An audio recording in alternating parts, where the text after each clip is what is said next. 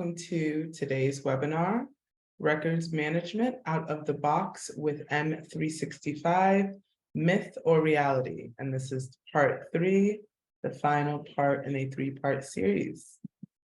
I'm Nina, production manager at AIIM, and AIIM is your host and producer of today's events. Cadence Solutions is the sponsor of today's webinar. We thank them for their support and thank you for taking the time to join us today. Before we get started, I'd like to share a few tips for participating in today's webinar. In the chat box, we'll share links to resources and references pertaining to today's webinar. Go to the chat now, say hello, and let us know where you're joining from. If you have any questions for the speakers, ask them in the Q&A section or put them in the chat. We'll do our best to get to them later in the webinar. At the end of the webinar, there'll be a link to our feedback survey. Let us know how we did. Your feedback is important to us. Also, friendly reminder, this webinar is being recorded and will be posted to AIIM.org's Resources Learning Center page in a few days. Now to introduce today's host of MC, Kevin Crane. As AIIM's content strategist, Kevin authors ebooks and infographics on a wide variety of intelligent information management and digital transformation topics. He's the producer and host of AIIM On Air podcast, which was recently listed as a top 10 business process management podcast and named one of 2022's top electronic discovery podcasts by Player FM. Take it away, Kevin. Thank you, Nina. Thanks a lot. It's great to be back for another AIIM webinar. Welcome aboard, everybody. This time, as Nina said, the final part, part 3 in our ongoing series with our friends from Cadence Solutions, talking about records management out of the box with Microsoft 365. Is it a myth or is it a reality? Look, effective records management is a must for organizations to manage the regulatory, legal, and operational requirements for records and content. We know that, but now more than ever, it's critical for organizations to have a modern records management program in place, not one that was designed originally for paper, but one that is designed to manage today's world of content and the nearly infinite amounts of digital information that organizations must deal with today. And as regulatory laws and expectations continue to evolve and cyber threats become increasingly complex and sophisticated, a modern and well-thought records management and information governance program becomes only more imperative. As a result, many organizations are looking at Microsoft 365 as a platform for records management. After all, as a business platform, M365 has become nearly ubiquitous across industries, but does it provide the needed records management capabilities? And if so, how do we use them effectively? Well, that's what we're going to be exploring in today's webinar. We'll examine the capabilities of Microsoft Purview and see how it's possible to have a complete records management program out of the box. We'll learn about creation of retention labels via the Compliance Center file plan, applying automatic records retention to SharePoint content with Purview, and tips and tricks for records management in Microsoft 365 without third-party add-ons. So get ready for another informative webinar as we explore the real world of records management techniques within Microsoft 365. But before I introduce our guest today, I do want to say again that we want to hear from you too. Please feel free to chat together in the chat feature. And if you have a question for our guest today, please enter it into the Q&A feature. That's where I'll be watching, and we'll have some time later in the program for your questions. So with all of that said, let's bring our guest expert aboard today, Jordan Uytterhagen. Jordan, are you with us? I am, Kevin. Hello. There you are. Jordan Uytterhagen is Managing Director of Cadence Solutions. He's an expert in Microsoft 365. Jordan and his team have completed more than 80 implementations across North America in a variety of industries, including energy, utilities, financial services, insurance, the public sector. So we're pleased to have him with us today. So Jordan, welcome aboard. Tell us more about Microsoft 365 and Microsoft Purview as a platform for records management. Yeah, absolutely. So for those that have tuned in, this is the third part in our series, the final part of going through the kind of journey and different ways we can utilize out-of-the-box tools from Microsoft 365 to accomplish RM and IM tasks. So I'm going to steal the screen share there from Nina, I believe, who has control. And I will get started.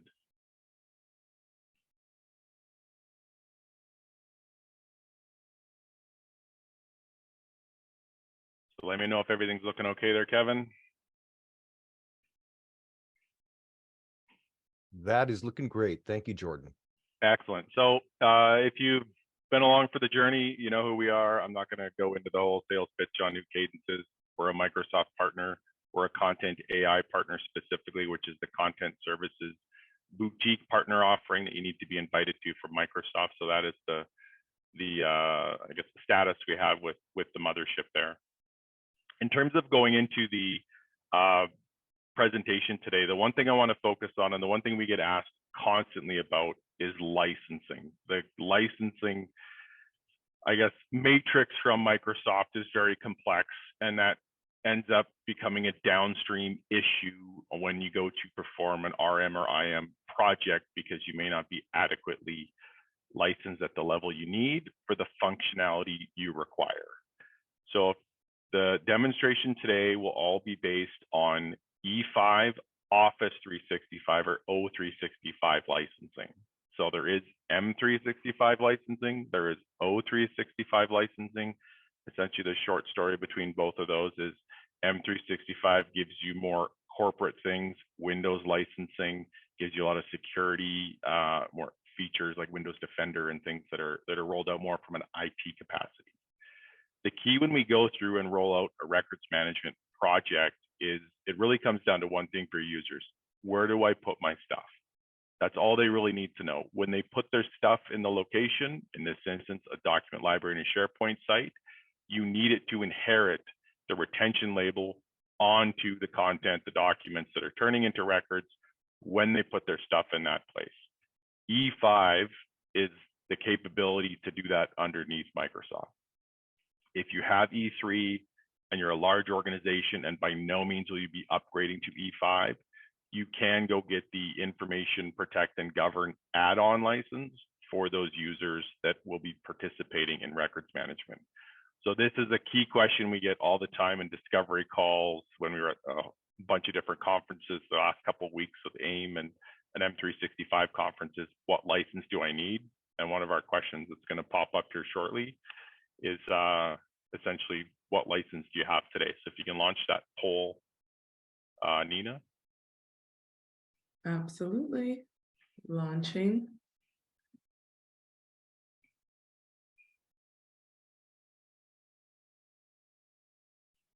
Like Jordan said, the question is, are you aware of what M365 license you have today? Yes, I have E5. Yes, I have E3, or no idea.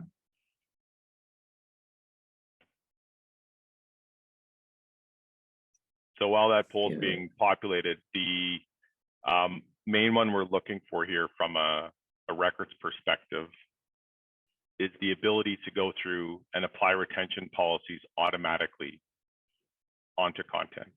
So that's either through an inheritance principle. We don't really want users, of course, to manually tag things. They're going to tag wrong in terms of picking a retention label. We want to push that down with an inheritance side of things.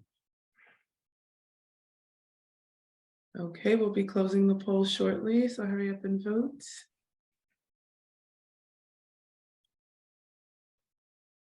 Okay, so the results are in, and we have 46% say yes, they have E5, 33% say they have E3, and 21% say they have no idea. I actually think that's pretty good for results in terms of capability and the readiness in order to go and implement some of the things I'm going to show off today. So if there's any questions you have on these kinds of things, I have a few folks in the chat that are going to answer those on the fly. So you can put your questions in the Q&A and you'll see responses from my team there. So anything else that's further, I have some contact information at the end where we can take away more of the deeper thought questions. So what I'm going to go through and show today is a couple of the basics. If you're really new to Purview, this will be something that you can take away. We're going to go through and create a retention label via the Compliance Center, basically via the file plan. We're going to auto-label some content based on a sensitivity label. And the example here is a social security number ends up in a document that's in the system. It's a document you weren't aware would be sensitive, and we want the system to auto-label and tag that as PII. So I'll show off that example. That subsequently runs some things for data loss prevention in terms of not being able to share the document and a few other, kind of downstream function restrictions that come through. And then I'll show off kind of the disposition review side of things. We've done a number of these webinars with AIIM. There's a ton of these hosted on AIIM's site as well as Cadence's site if you want to go back and replay some things. So there's a lot of different functionality. We tried to keep this one kind of separate and not repeating from what we've done in the past. So I'll just jump over to the screen share here and we'll go through kind of setting up the file plan. And there's one thing that's really changed in the last year with it that I'm going to show off here that really changed the way Purview can compete with other record systems. So I'm in Purview here. I'm in as the global administrator. You can also go in here as the compliance administrator to go and configure these kind of functions. You can change your cards and everything if you want to see a dashboard like here. This is one of our environments we use for all of our demonstrations. Inside of the records management side of things, we're going to go into the file plan area and we're going to go and create a new label. So you can see we have a number of different labels in here, different functions, departments, disposition types, and I'll cover this in a few seconds as well. So going into creating a label, we'll just name it. If we want to put in the description, again, I encourage the description, but I discourage the users picking a label, which is the intent of the description. We want to enforce that through an inheritance model down to the users. So they're just basically being taught through change management where to put their things, and the retention label is automatically being put on the content, whether it's where they put their things or what is inside of the actual document. We can go through, and if you don't want to list out any kind of citations, the business function, the authority type in here, you can really build out your file plan in here. We have a mechanism to actually import your file plan into Purview as well. So if you do have that well documented in an Excel or a CSV, that is something we can upload into Purview. You don't have to go through and click through this time and time again to publish those labels and create those labels. As we go through and create the label, there's a couple different things here, and I always kind of laugh at the last one there, but we'll go top down. We can retain the items forever or for a specific period. Very common, of course, in records management. We can enforce actions after a specific period. So we don't want to retain it. We want to, decide whether this should be deleted or relabeled, or we can just kind of lazily label the items and not really retain them, which really isn't the point of records management. I would just kind of accomplish that with maybe some metadata fields. So I'm going to go through for the first one here and retain items forever or a specific period. And I know 7 years is a sore spot with records managers, so we'll just arbitrarily change this to 5 years. And we can start the retention period based on an event that we've configured in the system. So we may end up with termination dates if we're looking at contracts.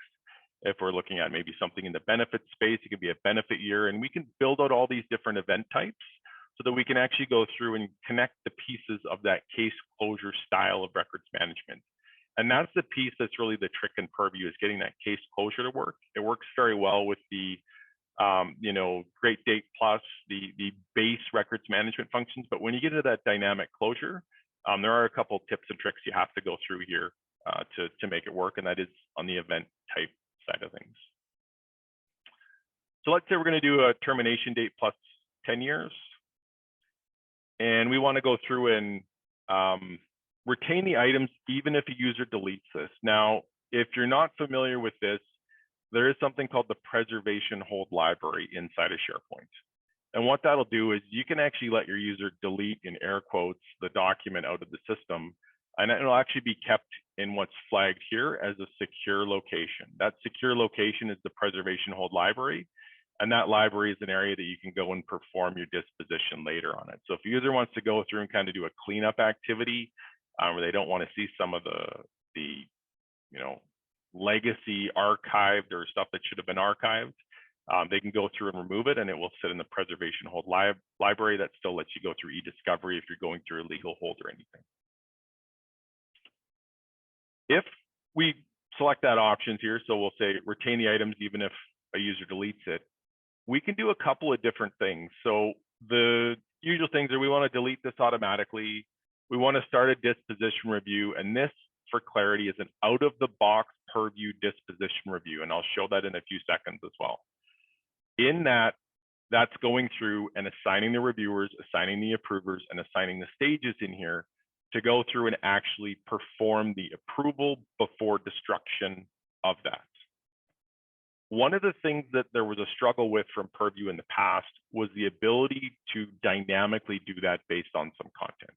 So they've added a new feature here I'll show off in a second.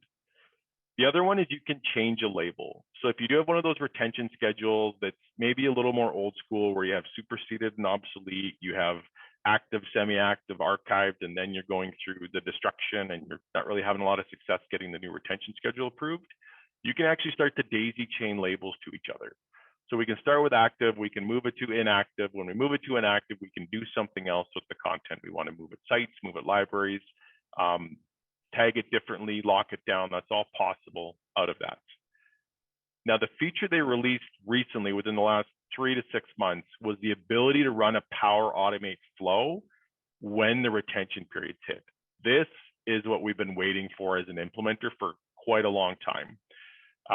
This essentially just lets you tie your end state to a Power Automate workflow that you've created, and now you can do anything you like inside your organization. If you want to go based on contract value for approvals, if you need to go to legal, then maybe a state regulatory body for approval and then back, you can do that within Power Automate, whether that's inside of your tenant or communicating outside maybe via emails. But you can start to assign those explicit tasks as opposed to the ability to do that with just a standard disposition review where every disposition reviewer needs to be a user in your tenant.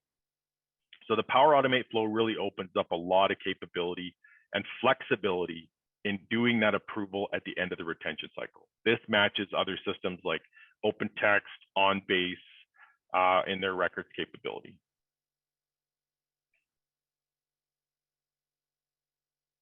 So we can review and finish and create the label if we like. After we've created the label, we have to go through and actually publish the label. We can publish that label to a number of different locations. So we're going to make this available in SharePoint and OneDrive as well. And this label can go out and we can publish it.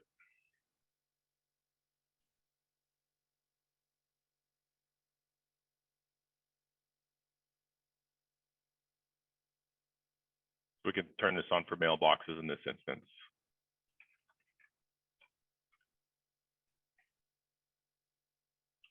Publishing can take up to a week. So if you're rolling something out, just be cautious of that. If you're not selecting as many locations, meaning mailboxes, OneDrive, and SharePoint, it does publish a lot faster in our experience. So usually within the same day, but they're going to leave that 1 week caveat on there. So jumping out of that and jumping more into my nemesis of we need to push the labels down to the users. We have the ability to go into a library and actually set a label. Now, this is one of those E5 functionalities where if we're going into a library,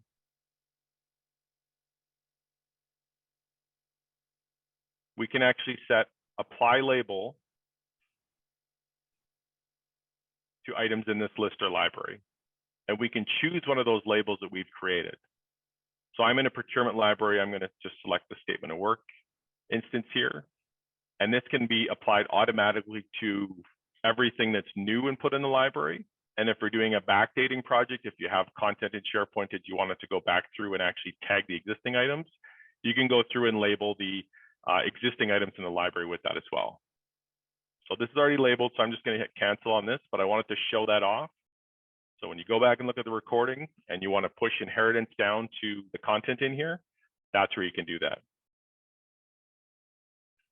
Now, if you've been with me on a few other webinars, you know that we kind of poke fun at some of the AIIM folks because we have a running game of cornhole with them every year at the conference.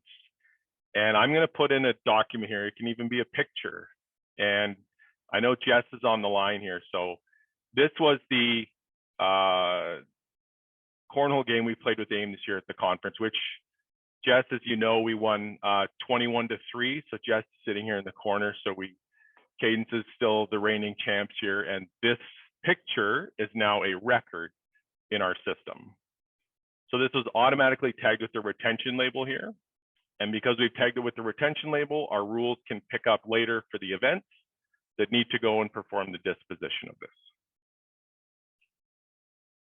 So very simple to go set it up at a document library level, have it inherit downwards, have your users say, look, everything related to a contract, an HR personnel file, something, put in this location, and let's inherit that downwards. The trick to doing that is setting up that information architecture that works for your departments and your users so that it's a logical place for them to go to put things. And then it's not too restrictive when they put things and documents and records in that location.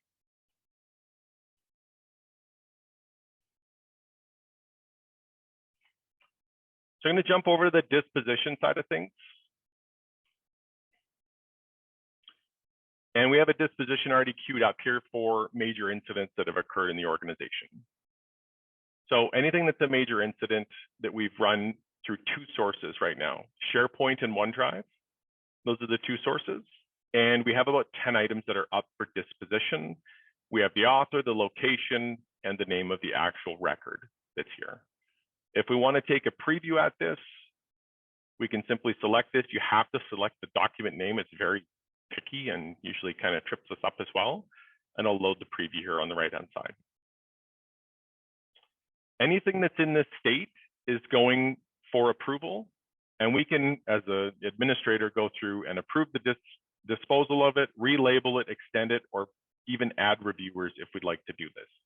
So if you get a call from legal and they're like, hold up, we're working with a vendor, we're in kind of a legal state here, we're going to be subpoenaed, whatever it may be, we need to extend this, you can do that. They should also put that on a legal hold, but you can remove it from the disposition here so it doesn't run. Everything that's been disposed of in this state will show here. So we can go and see that this John Doe Excel sheet was permanently deleted. It was approved for deletion by admin at Cadence Demo, and the review started December 6th. So we can kind of go back through that. You can also see in the URL here, this one was actually sitting in the preservation hold library. So it was sitting in that library where the users, if they delete something, it's not deleted in general, it's just deleted from the user and still stored and kept in the preservation hold library.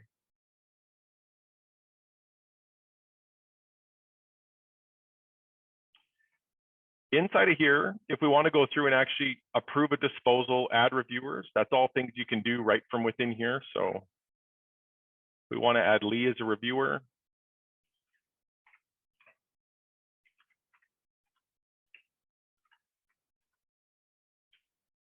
We can add Lee in.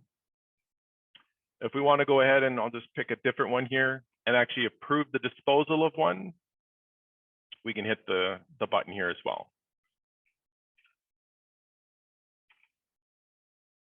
Any comments we like will show in the disposition screen, the disposed item screen I was mentioning here, where you'll see the comments here for the item that is now approved for deletion. That one's been in review for quite a while.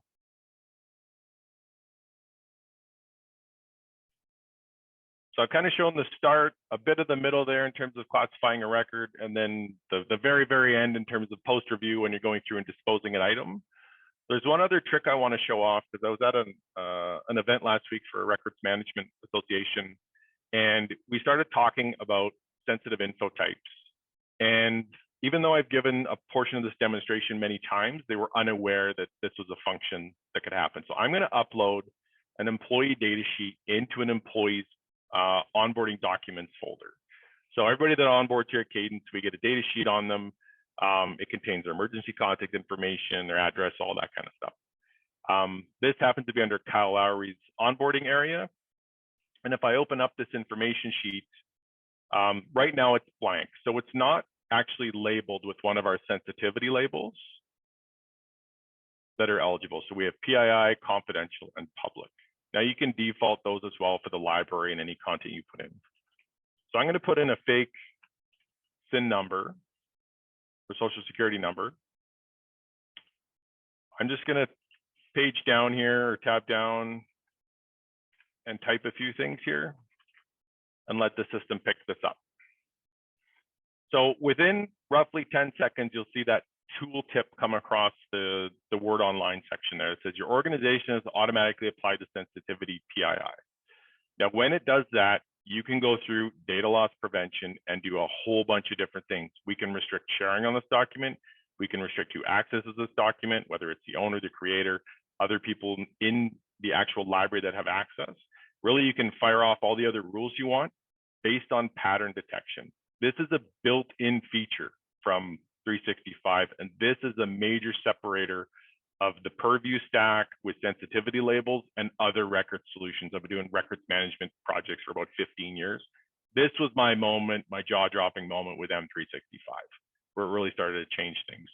When we can do pattern recognition inside of content on the fly, that gives us a lot better boundaries on our documents and records in terms of the impact and the exposure a user can do with content they shouldn't, because they don't always put it in the right place. But if we can recognize the social security number pattern in a document that's not in the right place, we can still apply some protection.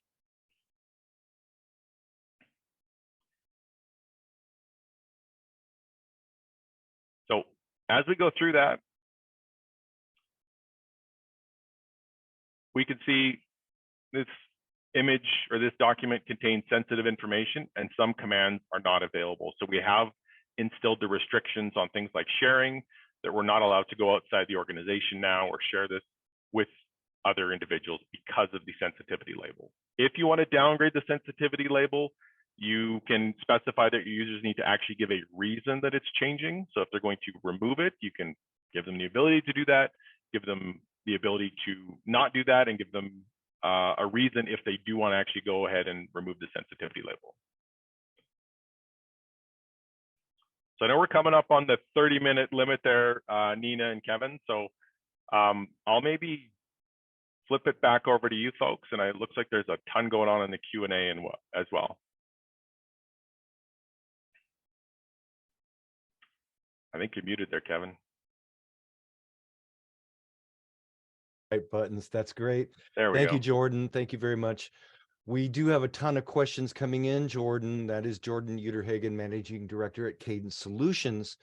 But before we get to them, Jordan, how does Cadence help with all of this? What are some next steps and recommendations for us? So I'll just steal that screen share back from Nina once more. She's jumping the gun on me there. There's a couple things I want to leave the audience with today. Is one, it looks like it's pretty determined from the initial poll, but like one of the actionable steps is determine the license you have, and specifically how many users in the organization have that license. So if you're a organization with field workers, sometimes you'll end up in like an F1 or an F3 stage where you may not get some of the records heavy lifting you need in order to go and perform some of the functions you've seen today. So that's one of the things I wanted to leave or challenge the attendees with. The other one is going through, if you do have access to Purview, go and create a retention label with the Power Automate flow. That's kind of like the king of the castle there, if you can, for going through and doing that records management side of things. So it is one way of proving out your whole approval cycle for dispositioning. And then if you need help up front in some of the creation of those retention labels and hooking those events in, that's something that we may be able to assist with if we hit that stage. All right, very good. Well, Jordan, we do have a bunch of questions that have come in through the Q&A. I know there's a bunch of chatting going on in the chat as well. So thank you everyone for your engagement today. I'm going to try to get to as many of your questions as we possibly can. Kind of in order of the way they've come to me here. This one coming from Jen Kinsella. Thank you, Jen. Again, about licensing, Jordan. Can you just have an E5 for a handful of people, or do all staff need to have it? So we asked that question very specifically as well. Glad this is recorded too. We were told that may be a violation of the licensing agreement from Microsoft. So I guess that's something I would get in writing from your Microsoft sales rep. With that, we've been told that all users need that license for the functions to, I can't say the functions to work, but to be in compliance of that functionality. All right, very good. Does the system have or manage federal, state, and local citations along with country regulations? I believe it'll do any citations in there. There's nothing automatically populated in there. It's more of a manual field that you're populating the data inside of. Okay. This question coming from Elizabeth Johns. Thank you, Elizabeth. What about physical records? We need a system that seamlessly manages paper files and digital files with the same metadata and retention policies. So if you're going down that path, there isn't a out-of-the-box physical records piece for M365. You're going to want to probably contact one of these three vendors. There's Gimel, there's RecordPoint, and there's AvePoint. I believe all three were at the AIIM conference as well, that do offer a physical records, we'll say module or functionality. Two of those offer it within the cloud side of 365 as well. All right, very good. Getting to more, thank you, Elizabeth. This one from Randy. In disposition review, can you select a group or role instead of an individual? He's thinking about, or they're thinking about staff turnover. So Sang, I'm going to let you jump in on that because you've configured that piece.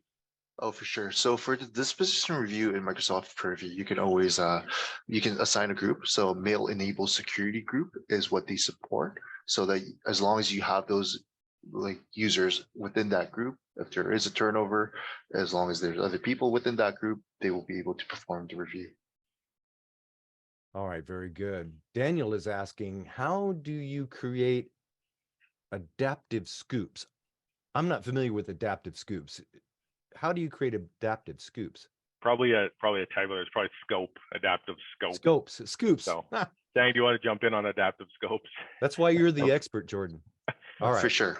So for adaptive scopes, there is the scope section on the, they just recently moved it from the records management tab to the separate scopes for scopes and roles.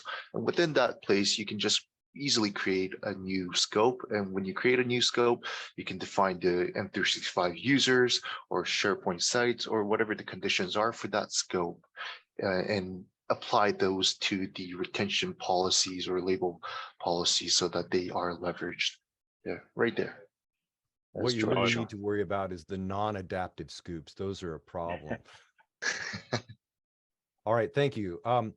This one coming in from William Stark. Thank you. Per our IT department, MS365 is not an out-of-the-box enterprise content manager, mainly because of permissions.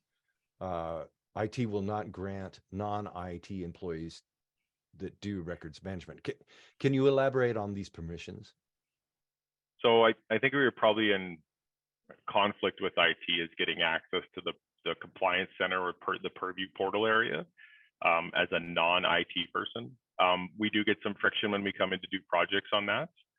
I guess, trick or conversation we have with IT is, are you going to manage the records? Are you going to approve the dispositions as they go through? And they immediately back down. Usually they're not up to speed on the number of roles and groups that are non-IT related and can be segregated for records folks. So compliance administrator is one that you can use a lot without having to go and see global admin rights, meaning I shouldn't have the rights to go and deactivate a user, change a password, but I should have the rights to see everything. One of the examples I use with IT a lot is when we go and move from a physical record state of a file room into the electronic side, they always kind of get their hair up and going, well, you shouldn't see everything in records. And I go, well, Sally can walk in your file room and throw her cup of coffee on anything she wants today in the physical records room. So what's the difference in the electronic side? The trust has already been established with the organization and that role in the organization. So you have to trust that when you move to the electronics side of things. So happy to have a conversation with them if I can help you push that the way you need it to go. But I've been through that quite a number of times. Can permissions be set to restrict who can add and change retention labels on items? Yes. Enid asks, can retention labels be applied to shared drives? I don't believe they can go down to shared drives. Sang, I think you can chime in. I believe we can do some of that with the sensitivity side, but I'm not sure on the record side. That is correct. So on the sensitivity side, there is a way, but not on the record side at the moment. Dulcie says, so a preservation hold is not visible to a user? Is that correct? In order to view the preservation hold library, so it is a library within your SharePoint site. It's just, I believe, your SharePoint site URL/preservation hold library. Then you can actually access it, but unless you're the site owner, you will not be able to see it. Mary's asking if disposal requires certification. I guess asking, can we create a template? A template, are we maybe to Mary, is that more of a destruction certificate? Are we looking like post-destruction? You want to see what was destroyed, or is it going through? I know, like, I'll give an example. We work with, some agencies that have to go through, they're public bodies that have to go through state approval. So they have to fill out a specific form with the list of records to obtain the approval from the state before they're allowed to go through a destruction cycle. So there isn't a way of doing that with the purview side of things. That's where you go more to the Power Automate Flow side of things and have it generate a document that would list all the records. Then you would submit that off to a regulatory body to obtain approval. She said yes, destruction. Mary got back to us and said yes, destruction. So if it's post-destruction, what we would run is actually a Power BI report that would produce a certificate that we would then create a PDF of and store that in another records area in SharePoint as proof of destruction of the records that went through the cycle. All right. So it is a gap. It is a little bit of a gap in the solution right now. Okay. We are here today with Jordan Uytterhagen, Managing Director of Cadence Solutions. We're talking about records management in Microsoft 365 and using Microsoft Purview. Please keep your questions coming in. Now's our chance to grab Jordan while we have him. This question here coming in from Ben. Are you able to customize the policy tips shown at the top of the Word doc? Yes, you are. Yeah, that's an easy one. I'll see if I can grab an example of that quickly. Great.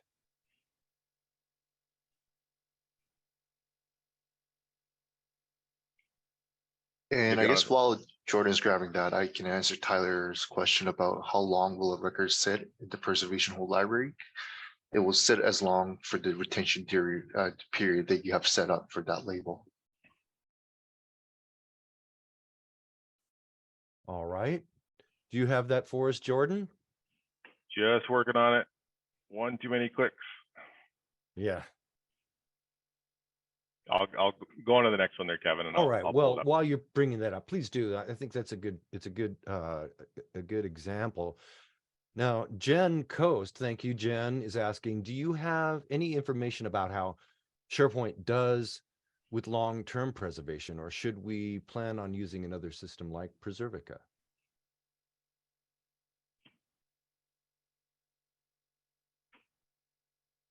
That one I'm gonna have to take offline. Not overly familiar with Preservica, so if you want to shoot me an email, Jen, I'll put my contact info up at the end. And what are the issues with long-term in SharePoint? Should we have any concerns about really, longer-term preservation? The one we hear a lot of is cost and volume. So if you have terabytes of terabytes, there's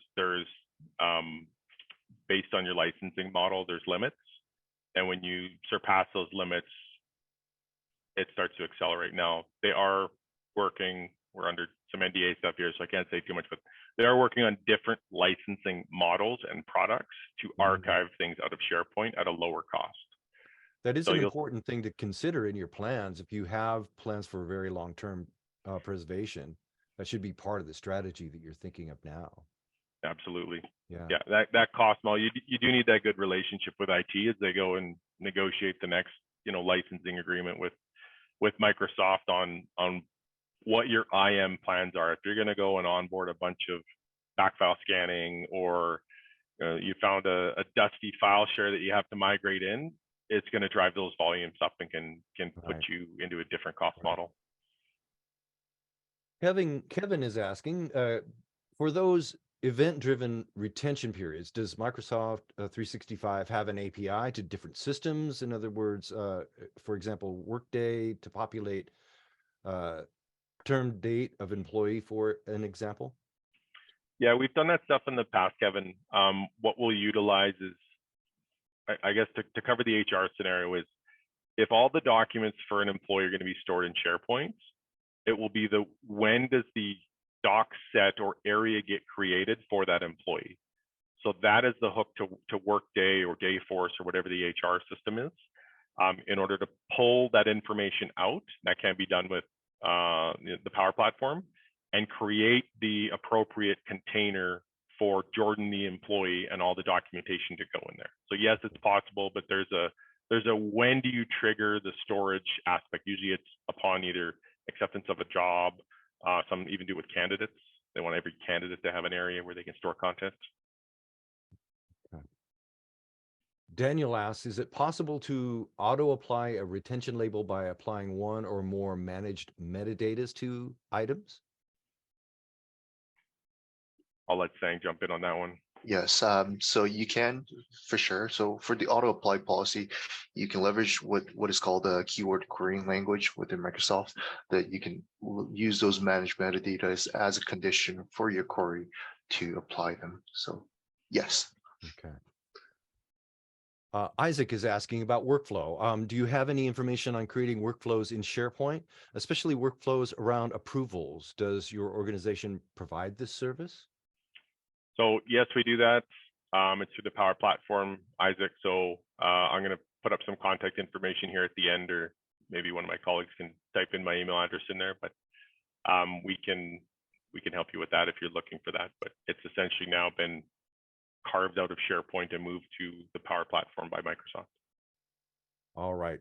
Well, thank you everyone for your questions today. We have just only a minute or two left. Before we go, Jordan, does Purview link to generative AI tools? And if so, how are they applied to information governance? So our second part of this series, so that would have been in March, talked about Syntax from Microsoft. That is going to be their generative AI tool. They're adding a plethora of products underneath that brand that will do things like content assembly, meaning generate, for us older folks, glorified mail merging, right? You're creating a bunch of letters en masse or something like that. And that will be connected with Purview as well, where it can actually identify the contents of the document, flag it appropriately with the retention label, sensitivity label, and anything downstream we need. So we're actually going to utilize Syntax a lot for the migration side of things. All right, very good. Well, thank you, Jordan. That is Jordan Uytterhagen, Managing Director of Cadence Solutions. This has been the third in a three-part series with Cadence. If you haven't seen part 1 and part 2 yet, you can do so by looking it up on the AIIM site, and I'm sure that Nina and the rest of the AIIM team will pop that into the chat feature as well. But for now, I'd like to thank Jordan for being our guest expert today. Thank you, Jordan. It's been great. Thank you, Kevin. That's a set now with 3. So we look forward to seeing what's next for us and Nice. presenting with AIIM. All right. Well, with that, let's turn it back over to Nina. Nina, you have some news about the new industry watch report coming out from AIIM. Absolutely, everyone. So if you haven't heard already, AIIM has released their 2023 Industry Watch Report, and we use user-generated intelligence to uncover the realities of post-pandemic information management and its impact on current industry and economic forces. The key findings in the report point to a number of opportunities for next-generation success and several roadblocks to getting there. Don't get left behind, so download your copy today for the latest independent findings and 3 essential recommendations from AIIM. As we bring this webinar to a close, just the last few minute reminders, we have recorded this webinar so you can catch anything you want to hear again in a recap email that will be sent within 24 hours. A link to the resources for this webinar was put in the chat. You'll find a copy of this presentation as well as additional resources through that link. And also, don't forget to take our feedback survey and let us know how we did. Before we say our final goodbyes, I'd like to ask Jordan if he has any last minute remarks or comments regarding this wonderful 3-part series. I'd love to hear the feedback on it. It really doesn't matter what I think now. It's all over. So looking forward to seeing what the feedback is and if there's any topics of interest for the future. We like to show the system working as opposed to talk about it working. So challenge us with a scenario you're trying to accomplish. Absolutely. And what about you, Kevin? Well, it's been a great session as always. Look, Microsoft 365 is ubiquitous across industries. We see a ton of interest here in it today. The question has always been, does it really give me the records management capabilities that I need, and how do I do that effectively? And this session has shown us that it may indeed be possible to have a complete program. So thank you, Jordan, and the team for bringing this great information to us. Absolutely. A big thank you to our sponsor again, Cadence Solutions, for a wonderful, informative webinar. Thank you, everyone. Till next time.